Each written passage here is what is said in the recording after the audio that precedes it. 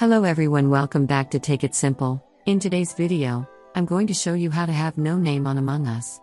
In order to do so, keep watching the video till the end without skipping, and don't forget to subscribe to our channel by hitting the subscribe button.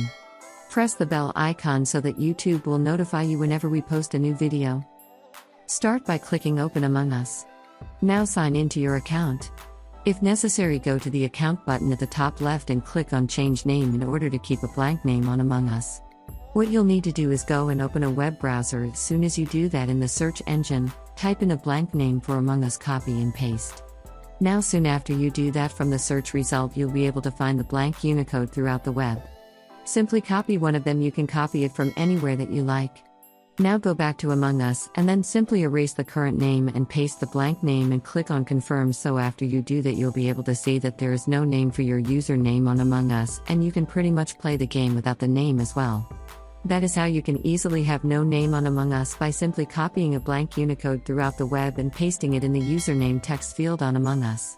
That is how it is done. I hope you found the video useful. If you did, go ahead and give it a thumbs up. Feel free to comment down below in the comment box if you have a question or feedback. I'll be back soon with more tutorial episodes again. Thank you for watching.